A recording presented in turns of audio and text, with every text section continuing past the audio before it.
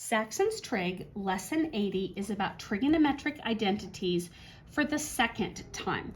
They take page 485 to review different formats that you can use for, like, sine is the opposite of cosecant, so sine is 1 over cosecant. Cosine is 1 over secant.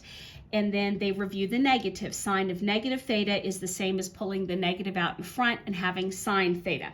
And then they give you 3 huge, important new equations that later on, I believe they choose to prove to you, but for now you're going to write them in your notes and hopefully begin to memorize them to use them in the trig identities, which means, again, you're taking what's given on the left-hand side and turning it into what's given in the right-hand side. So the first one is sine squared plus cosine squared equals 1. This one is actually based on Pythagorean theorem because it looks a lot like a squared plus b squared equals a c squared. Again, I'm not trying to take the time to prove them, but this is the first one based on Pythagorean theorem. Sine squared plus cosine squared equals 1. The next one is, the next two are a manipulation of these, and they are 1 plus cotangent squared equals cosecant squared. And you can sort of see how they did a rearrangement. The 1 moved over here, which meant that the cosine, or that the sine moved over here. We did the opposite format of that. There was a little manipulation, obviously, because somehow the word cosine went to cotangent. Again, it's provable, but I'm not trying to take the time to do that right now. And then there is tangent squared. Oh, and each of those have theta with them. I'm just not writing it. Again, that bad habit of mine. So tangent squared plus 1 equals secant squared. Again, you can see the similarity of the rearrangement. So these 3, you need to begin to memorize them. All right, now that we have them, and they're kind of going through the proof here on page 486, and again, I just don't want to take the time to do that. You can. They also show you on page 486 that you can rearrange all of these to different equations, but if you know the basics and you recognize the parts, you can quickly do a slide over of cotangent if you so needed to have this one equal to 1 without trying to memorize a different equation for each and every one. So example 1 says, show that secant squared minus tangent squared over 1 plus cotangent squared equals a sine squared. So I want to manipulate this side and make it equal sine squared. Secant squared minus tangent squared. I could possibly change this to 1 over cosine and this one to sine over cosine, and then force myself to have to FOIL out perhaps. That's looking like it's really messy. Maybe there's something else I can do instead of that. This one, 1 plus cotangent squared. Oh, that's one of my new ones. Hallelujah. 1 plus cotangent squared can be written as cosecant squared. So I can have this bottom now as cosecant squared.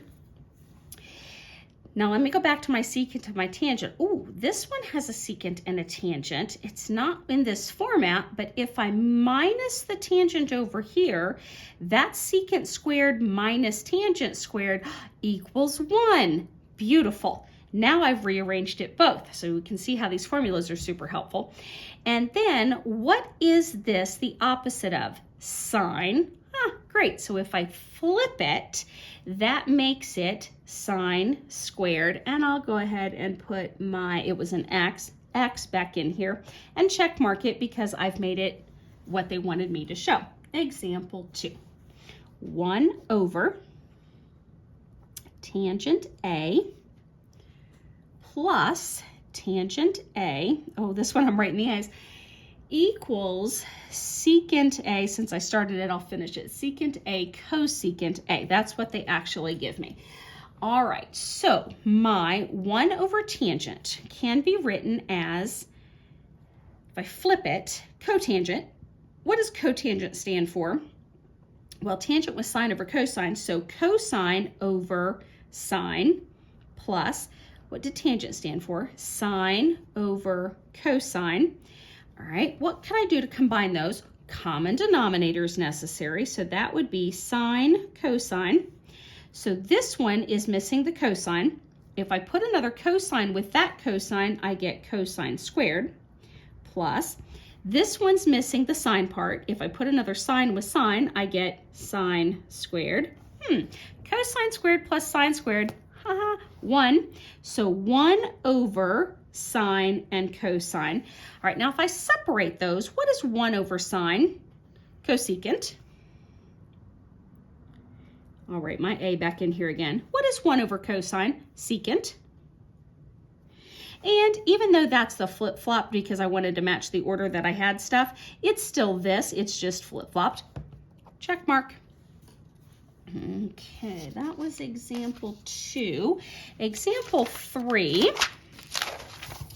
says show 1 over 1 plus cosine plus 1 over 1 minus cosine equals 2 cosine squared.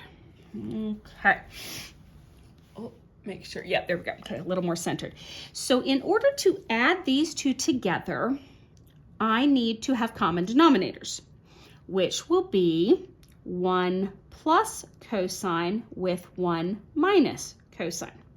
So the numerator here is missing the 1 minus cosine, so it will have the 1 minus cosine.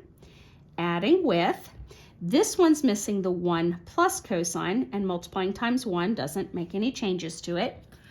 All right, now, did that help me? Because sometimes I start out in a certain way, and I might discover that it's not what I need it to be. However, I think I'm right. I just want to keep manipulating. 1 plus 1 is 2. Negative cosine plus cosine cancels off. The denominator, if I distributed it, 1 times 1 is 1. 1 times negative cosine is negative cosine, and then the positive cosine kills off the middle term, plus cosine times, oh, wait a minute, positive times negative, this will be minus, and cosine times cosine is cosine squared. Oh, wait, 1 minus cosine squared. Why does that sound familiar? That's right, I had this, sine squared plus cosine squared equals 1, so that means 1 minus cosine squared is sine squared. Oh, okay, good. All right, so a quick manipulation, 1 minus cosine squared is sine squared. So this is 2 over sine squared. That's the same as writing 2 multiplying with 1 over sine squared. 2, great. 1 over sine squared, is that the opposite of cosecant? Beautiful. 2, changing to cosecant squared, and put the A back that it had. Check mark, I've gotten it to where they wanted me to get it. Example 4, final one for this lesson.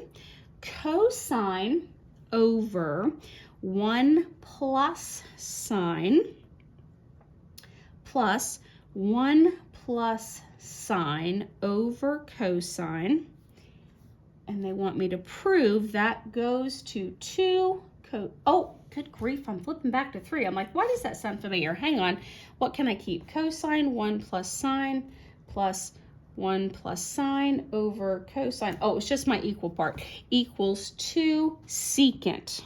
Good. Okay, I didn't mess the whole thing up. All right. Now, I did start to say up here, I wasn't 100% sure I had gone the right direction. If you try an algebra step in solving something and it doesn't help get you closer to where you're supposed to be, that's okay. You're learning the practice of, if I get so far and it was the wrong method to use, go back and try something else. Maybe try factoring it, or distributing something different, or maybe changing it to something else to a sine or a cosine format.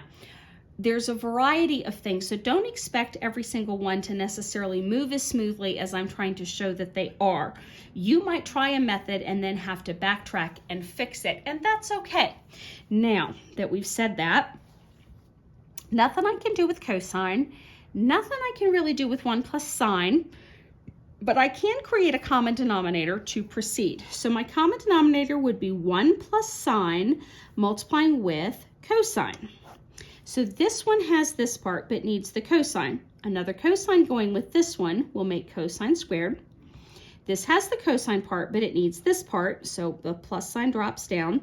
And I need the 1 plus sine, and it already had a 1 plus sine, so they're multiplying together. So let's work that out. Cosine squared I'm going to keep, plus distributing 1 times 1 is 1. 1 times sine and another 1 times sine makes 2 sines, and then sine times sine is sine squared all over, and I don't want to distribute that. I'm going to leave it cosine with the 1 plus sine. I realize I flipped the order, but it doesn't really matter.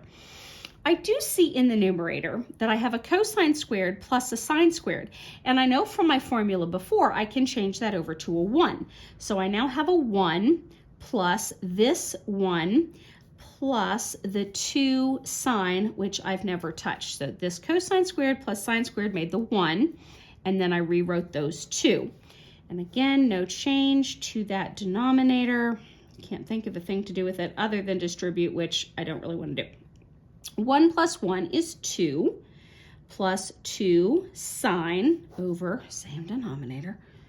1 plus sine. All right, so now I see both of these have a 2. I can pull that 2 out, leaving me 1 plus sine. That's almost back to where I was before. Over cosine and 1 plus sine. Ah, yes, now see, I'm really glad I didn't distribute because the 1 plus sines can cross each other off.